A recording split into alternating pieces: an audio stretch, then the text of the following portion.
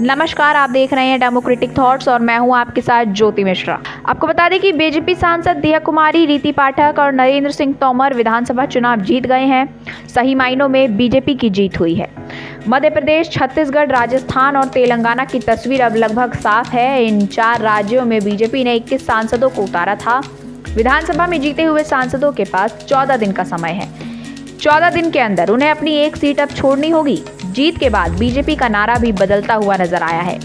सपने नहीं हकीकत बुनते हैं, तभी तो सब मोदी को चुनते हैं। क्योंकि आज जो बम्पर जीत बीजेपी ने हासिल की है, उसके बाद 2024 का फैसला भी मानो अभी से हो गया हो। जीत की खुशी में भाजपा का कार्यक्रम हुआ, जिस पर प्रधानमंत्री ने अपने संबोधन की शुरुआत की और अपने ऐतिहासिक जीत को लेकर कई महत्वपूर्ण बातें बोली। उन्होंने कहा, भाजपा ही युवाओं की आकांक्षाओं को समझती है और हमेशा यूथ को अपने क्षेत्र में बेहतर करने का अवसर देती है।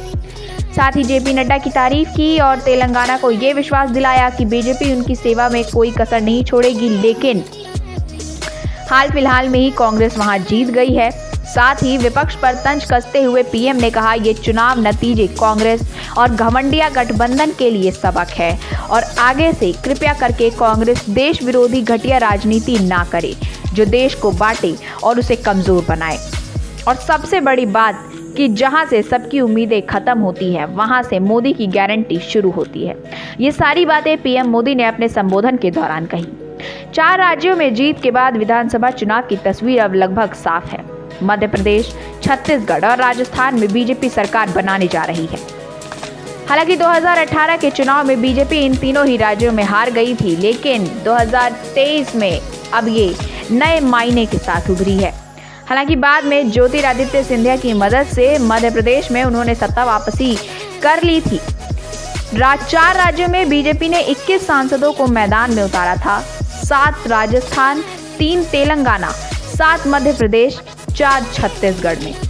अब जीते हुए सभी सांसदों को अगले ही 14 दिन के भीतर अपनी एक सीट छोड़नी पड़ेगी। कई लोगों के मन में अब ये सवाल आएगा कि ऐसा क्यों? तो आपको बता दें कि संविधान के अनुच्छेद 101 के मुताबिक अगर कोई लोकसभा सदस्य विधानसभा चुनाव लड़ता है और जीत जाता है, तो उसे एक नोटिफिकेशन जारी किया जाता है कि 14 दिन के भीतर किसी एक सदन से उसे इस्तीफा देना होगा। अगर उसने इस नियम का पालन नहीं किया तो उसे लोकसभा की सदस्यता से अपने आप हाथ धोना पड़ेगा।